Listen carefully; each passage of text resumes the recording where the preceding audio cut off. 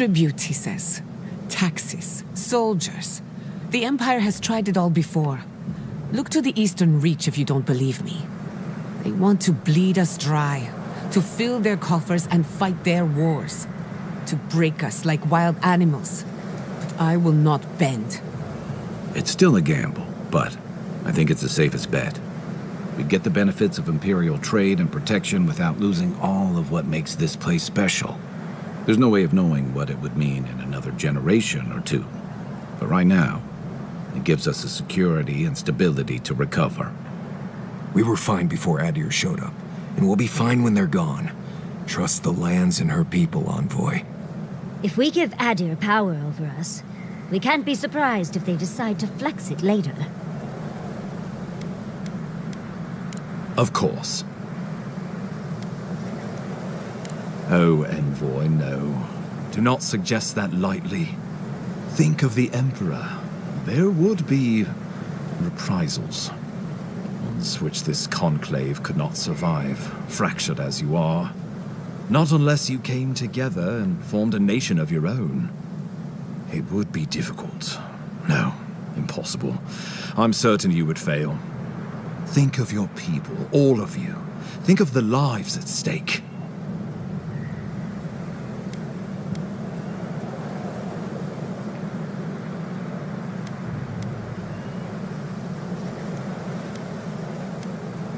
Though I'm hardly eager to work with any of you. I like the idea of twisting beneath Adir's boot heel, even less. So long as the Wardens can continue our vigil, I'm open to uniting, if you are. Thirdborn alone couldn't stand against the storm. But the might of all of us, together, we could deter any but the most fearsome adversaries. And that's what cannons are for. With the Envoy's support, we'd have a god in our pocket. What could the Empire do to stop us? Together, we could repair Theor and create such miracles of animancy the living lands will become the envy of the world. It would be the honor of my life to stand with my people beside you all. Well, let's not twiddle our thumbs while Paradis burns.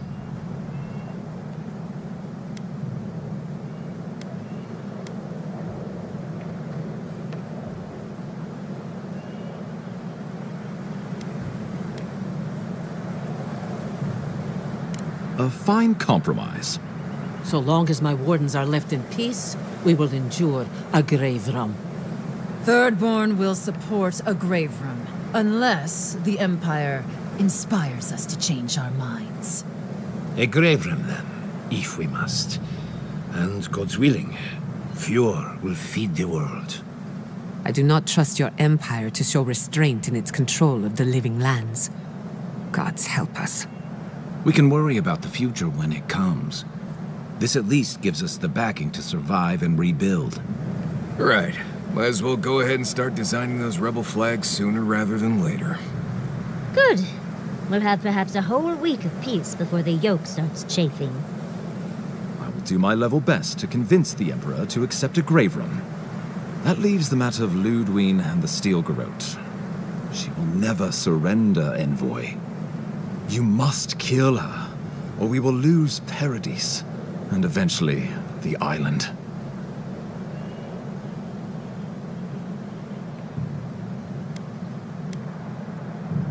Whatever happens to the living lands, at least I can kill Ludwine. I'll take that over nothing. She better say her goodbyes while she can.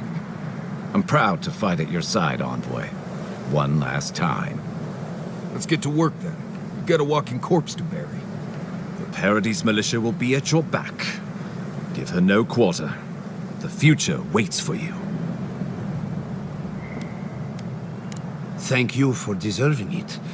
Now, go and teach the Steel Garrote a lesson they will never forget. Show them that the living lands will not be broken across Vodka's knee. We will send reinforcements to help you reclaim the Eastern Gate. From there, work your way to the main plaza.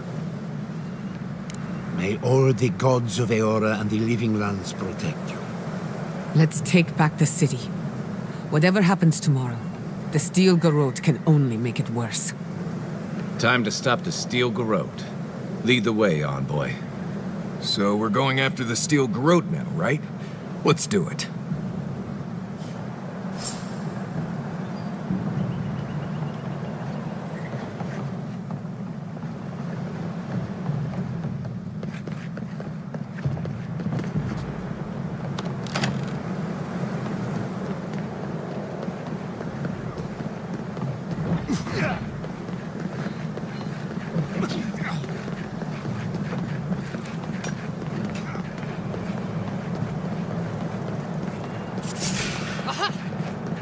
You shouldn't be here.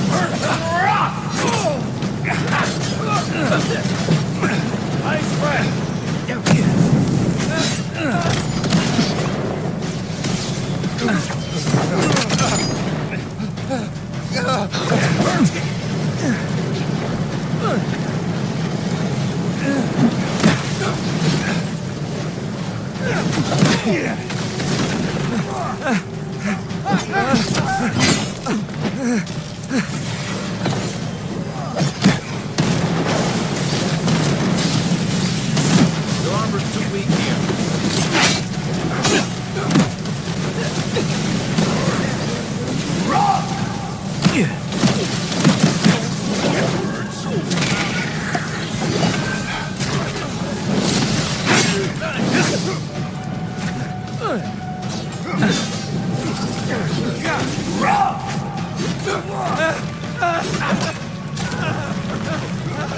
They won't get past me!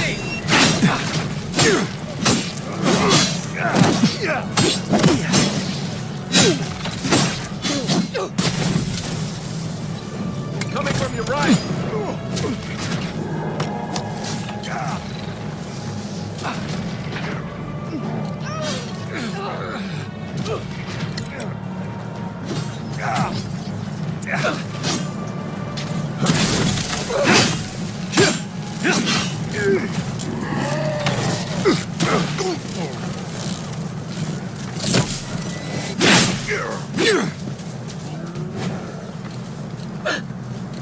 Who's ready for more? Not bad for a new.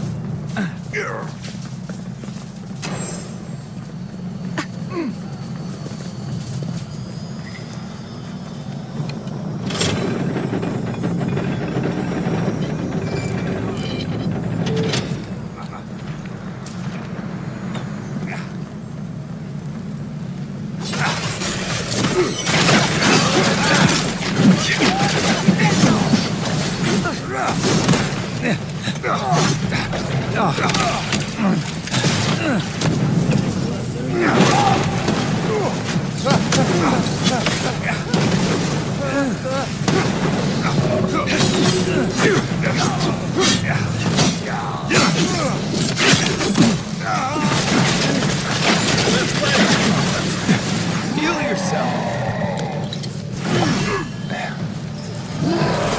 I'm sick!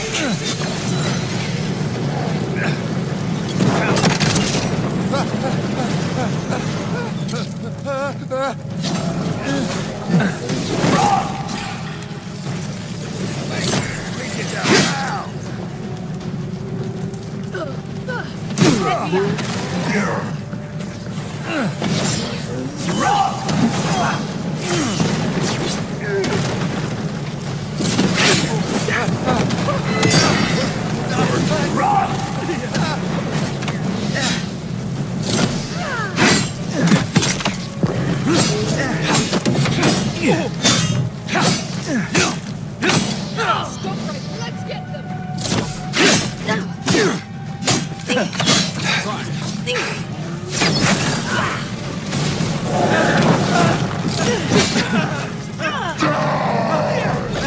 I'm sick!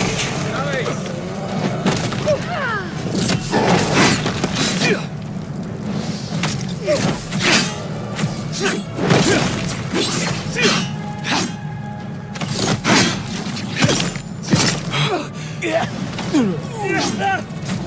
Another one!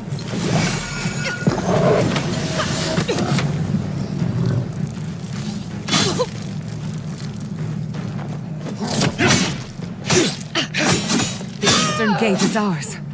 I'll stay here. You watch out for Ludwig. I think I sprained my shoulder.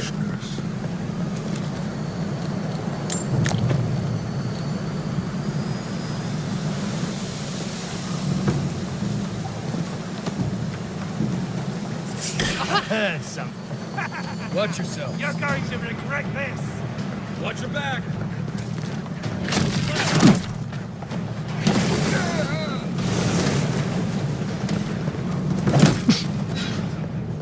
Envoy!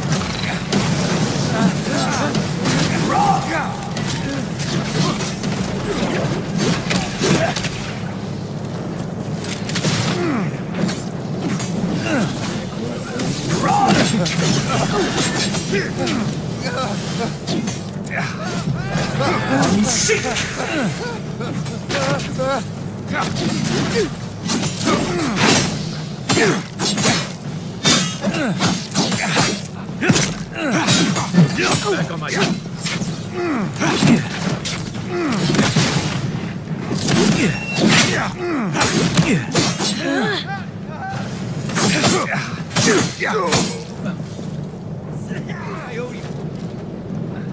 That'll teach you.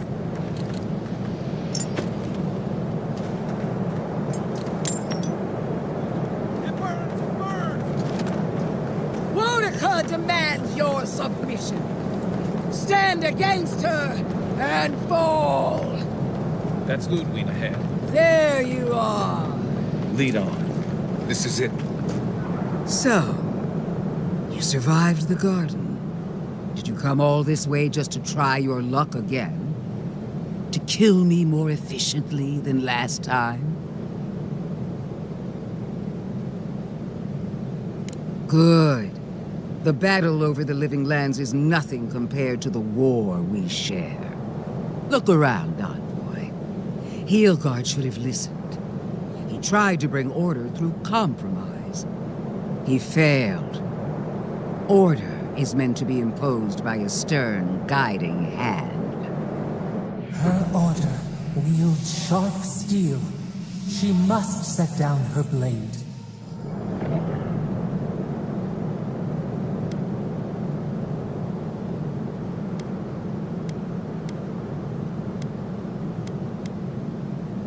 Heelguard is a fool if he thinks half measures will save the island. When this is over, I'll instruct him, personally. As for you, Sapadal's chains are broken, which means your soul is in their grasp. I don't know how deeply you've been compromised, Envoy. And if I don't know, then I cannot suffer you to live. Judgment has been passed. Now comes the sentence. Steel yourself, Envoy. Make this a fight to remember, even in death. We would not welcome her death.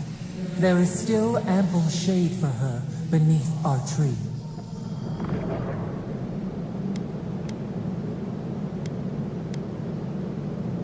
You really believe you can kill me? Do it then. Kill me as no one ever has. Hold nothing back. Give it your all and destroy me. Famous last words. Let's finish this. Together. Once I'm done killing you, your god of flame! Here we go. That's not hit hard enough. We are every seed in the soil. We will always grow. Prepare. No point. Let's take her down. Again.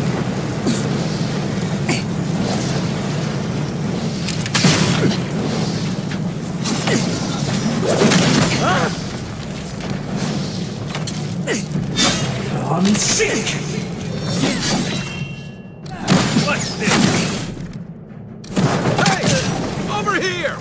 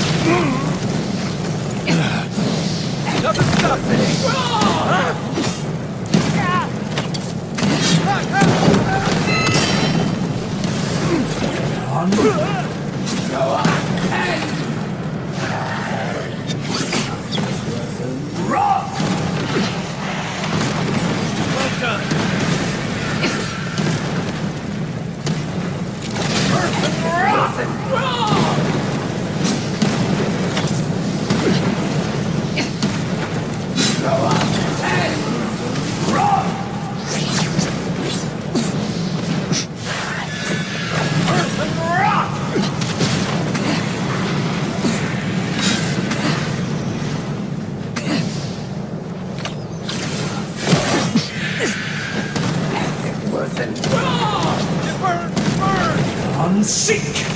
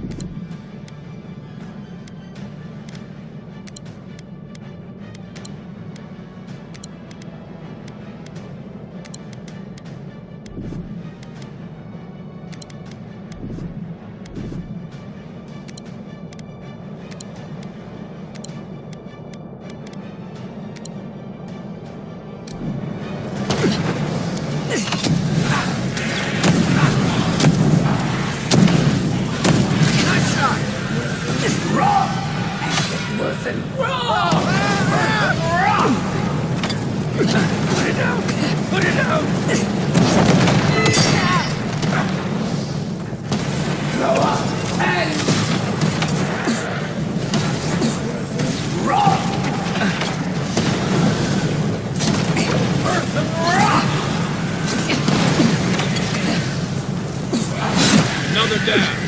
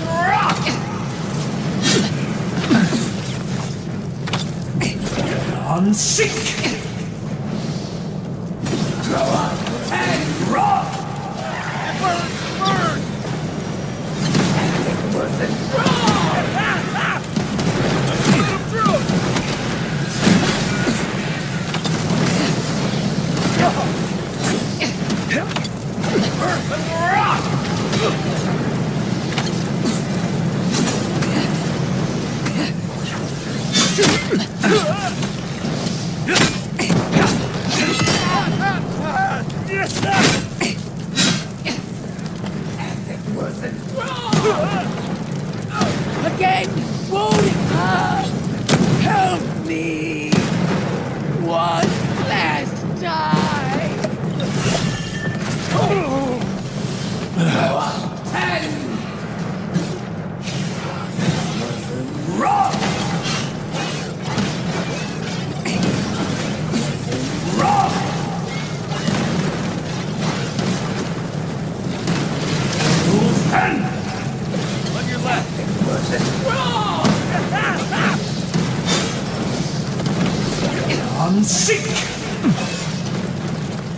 To your left!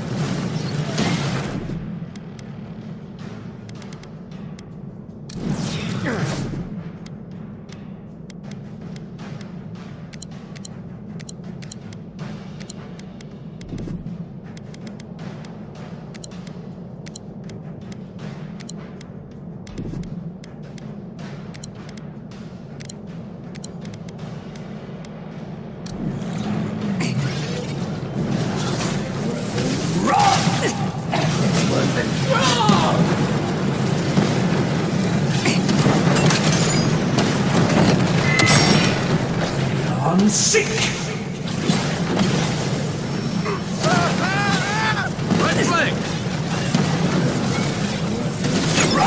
Nice job!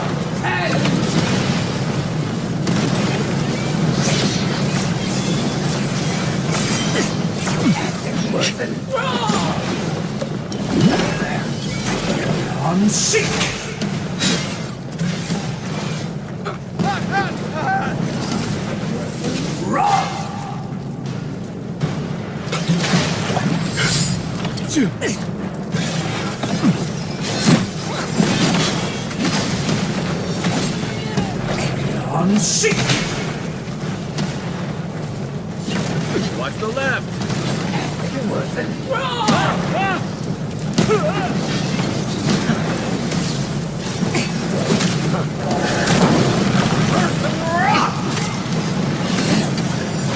Put it down! Put it down! Left! Left!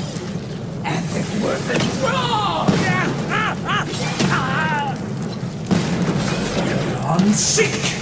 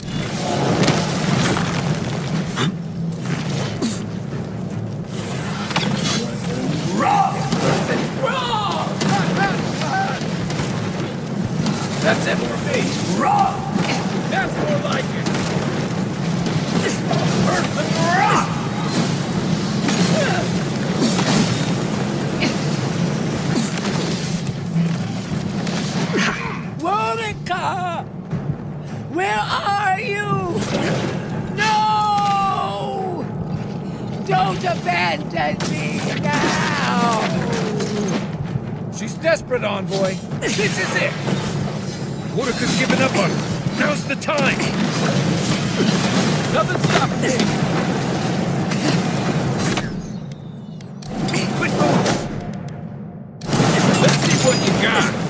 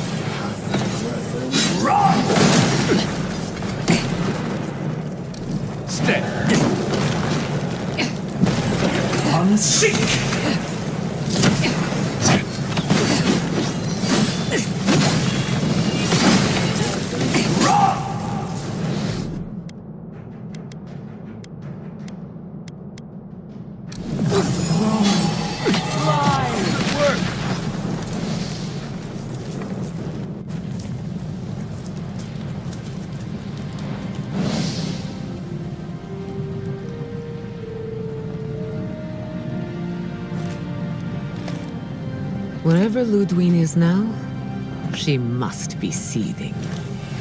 Of course, we'd be happy to kill her again. if needed. She's done for, but we're not.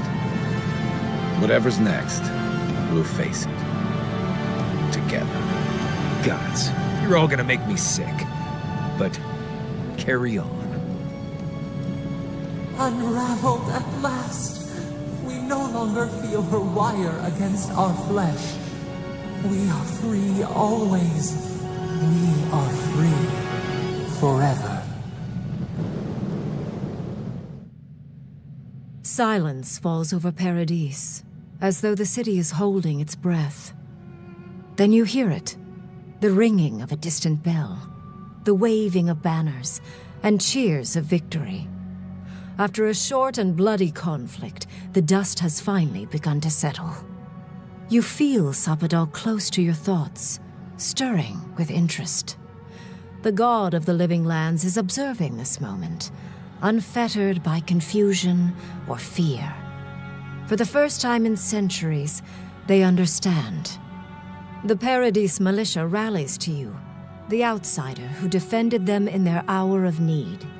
Whatever happens next, you have won their confidence. You take a moment to reflect on the calm. Not so long ago, you arrived at these shores on a simple errand, which turned out to be anything but simple. The dream scourge is over, and the island has been cleansed of plague. A time of healing and mourning follows. People look to you for answers about the source of the affliction. You tell them the truth, how the plague came from a power beyond mortal understanding, and how it is finally at peace. With your guidance, the Living Lands becomes a vassal of the Adiran Empire. In exchange for their taxes and soldiers, the free settlements are protected from future attacks. The fight for survival is over. You showed the rebels of Paradise mercy, but they can never trust the Empire. Instead, they keep to the wilderness, always 2 steps ahead of Adir, only attacking when provoked. That is as close as they come to peace. The refugees of Emerald Stair resettle in Thirdborn, bringing their skills and research to aid the local community. What starts as an uneasy partnership blossoms into a bond of trust. Through shared adversity, they find common ground. The ashes of Fior Messiverno continue to smolder. Scavengers avoid the ruins, fearful of spirits unleashed by animancy gone awry. The once promising city is nothing but a cautionary tale. Now that Emerald Stair has emptied, you wonder if Elia still intends to claim the body you sold her. Most nights, you sleep with one eye open. After so much chaos, the people of Shatterscarp find a moment to breathe. As a gesture of goodwill to its grave room, Adir sends a regiment to purge the remaining dream thralls still haunting the wilderness. But with the sound of Adiran cannons in the air, many Thirdborners wonder what their lives will look like when there is no longer a common enemy. After the Living Lands is declared a vassal of Adir, Solace Keep reluctantly opens the doors of its fortress, though not before numerous missives are sent to Mihala demanding the grave room be honored. Her reluctance costs the dwarves. The Pargrunen are never favored in trade negotiations, and are the last to be supplied by Adiran caravans. But the Wardens have rounder bellies than anyone can remember. For the first time in many years, Kai feels an agreeable restlessness.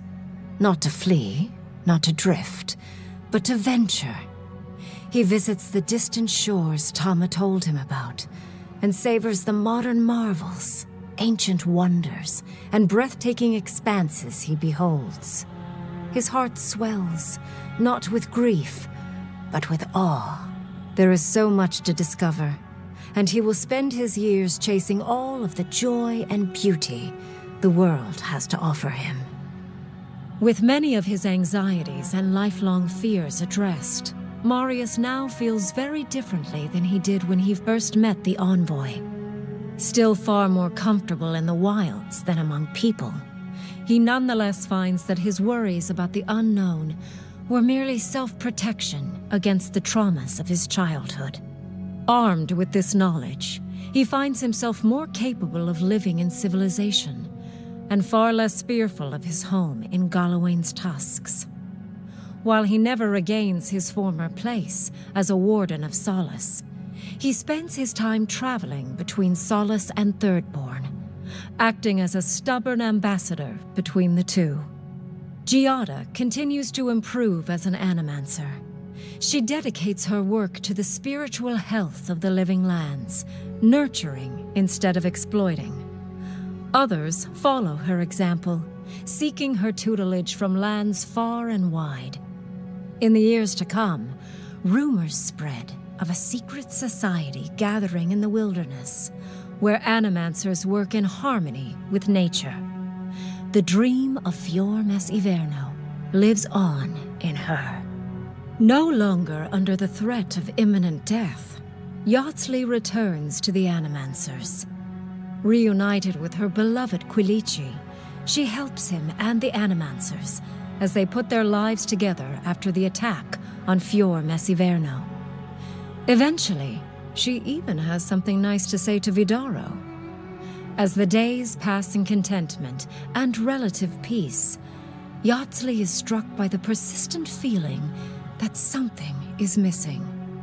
Though she still devotes herself to her studies of both the arcane and the godless, the restlessness never goes away. Freed from torment for the first time in centuries, Sopadal turns their prodigious curiosity to the people that shaped them. They observe the ways their people live, and they think deeply about what they see. Though they flinch away from moments of violence, and they grieve souls returned to them too soon, the rage that once shook cities to rubble no longer rules them. Instead, they come to you with questions. They want to understand. After a time, they begin tentatively to garden. Where they can, they improve the lives of Kith, and the suffering that troubled them is reduced, if never fully eradicated. Their grief compels them to love, and they love unreservedly, with the power of a god. Sopadal pours a fragment of their power into the statue they claimed from the Temple of Aethys. Newly embodied, they roam the living lands and learn to experience the world as Kith do. Their first attempts at locomotion are clumsy, and a stand of innocent trees is violently returned to the wheel. But as their confidence grows, so does their grace. Soon, they are bounding across the plains of eastern Dawnshore, leaping the river gorge in Emerald Stair, scaling the shark's teeth of Shatterscarp, and fearlessly wading into the Tusk's acid sea.